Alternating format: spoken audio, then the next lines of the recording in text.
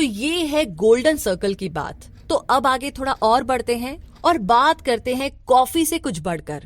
कहने का मतलब ये कि सेंस ऑफ बिलोंगिंगनेस हम इंसानों में पैदाइशी होता है। हम हमेशा सेफ और कनेक्ट फील करना चाहते हैं। ये एक ह्यूमन नीड है कि हम अपने आसपास से जुड़े रहना चाहते हैं।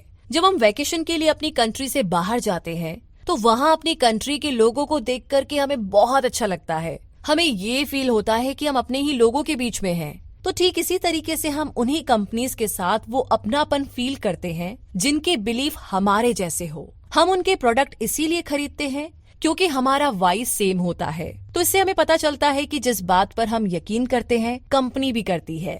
तो वो प्रोडक्ट्स और ब्रांड्स हमें बिलोंगिंग की फील कराते हैं और हम इस तरीके से कंपनी के बाकी कस्टमर से भी कनेक्टेड फील करने लगते हैं। तो वाई से अपनी कंपनी या ऑर्गेनाइजेशन की शुरुआत करने से ज्यादा इम्पैक्ट पड़ता है क्योंकि हम इंसान अपना हर काम फीलिंग्स की वजह से ही करते हैं। ये गोल्डन सर्कल काफी ज्यादा इफेक्टिव है क्योंकि ये हमारे दिमाग के मेजर लेवल से रिलेट करता है।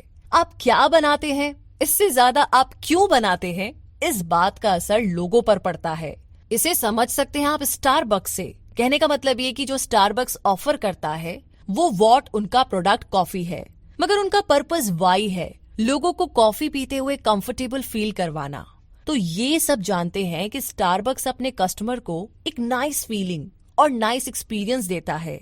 यूं तो बाकी कॉफी शॉप्स भी हैं जहां लोग बैठ करके बढ़िया कॉफी पी सकते हैं, लेकिन फिर भी लोग फीलिंग्स की वजह से स्टारबक्स को चूज करते हैं। हॉवर्ड शुल्ट्ज स्टारबक्स के फाउंडर नहीं है। उन्होंने 1982 में इस कंपनी को ज्वाइन किया था। ये सिएटल में स्टारबक्स की सबसे पहली ब्रांच खुलने के 10 साल बाद की बात है। लेकिन हम आज स्टारबक्स को जिस चीज के लिए जानते हैं वो हॉवर्ड शुल्ट्ज की वजह से ही है। जी हाँ, ये उन्हीं की सोच थी कि स्टारबक्स एक कॉफी से कहीं ज्यादा बढ़कर है। शुल्ट्ज कंपनी के तीनों फाउंडर की वजह से फ्रस्ट्रेट हो गए थे क्योंकि जो वो देख रहे थे वो तीनों फाउंडर नहीं देख पा रहे थे। जेफ सीगल, जेरी बॉल्डविन और गार्डोन बावलार कस्टमर को सिर्फ कॉफी बीन्स बेचकर के ही खुश थे। शुल्ट्ज इटली के एस्प्रेसो बार्स से काफी ज्यादा इंस्पायर थे। वो अपने कस्टमर को एक ऐसा कंफर्टेबल प्लेस देना चाहते थे जहां बैठ करके वो आराम से कॉफी के सिप ले सके।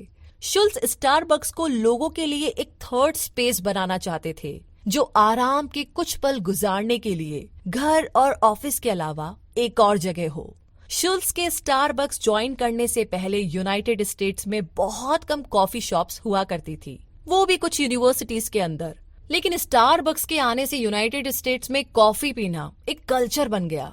इसने एक कॉफी पीने का नया माहौल बना दिया जहां बैठकर के लोग रिलैक्स कर सकते हैं, किताबें पढ़ सकते हैं, अपने लैपटॉप पर काम कर सकते हैं या फिर दोस्तों के साथ गप्पे मार सकते हैं। और ये सब हॉवर्ड शुल्ट्ज के स्ट्रॉन्ग विजन की वजह से ही पॉसिबल हुआ।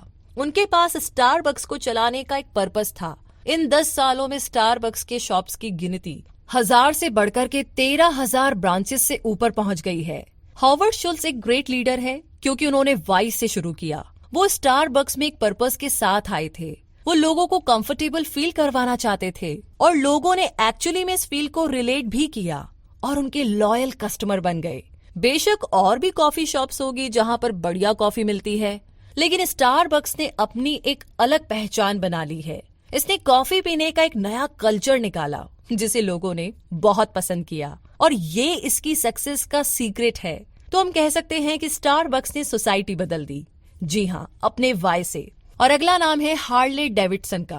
कहने का मतलब ये कि आपने क्या कभी किसी आदमी को हार्ले डेविडसन के टैटूज के साथ देखा है? आखिर क्यों कोई किसी कंपनी के लोगो का टैटू अपनी बॉडी में बनवाएगा? क्या लोग अपनी बॉडी पर किसी और कंपनी का भी टैटू बनवाते हैं? एक्चुअली लोग हार्ले डेविडसन का टैटू अपनी बॉडी पर इसलिए बनवाते हैं क्योंकि हार्ले डेविडसन को अपना पर्पस लोगों को समझाना बड़े अच्छे से आता है। हार्ले डेविडसन का ये लोगो एक बिलीफ का सिंबल बन गया है और अमेरिका में तो ये टैटू काफी कॉमन है।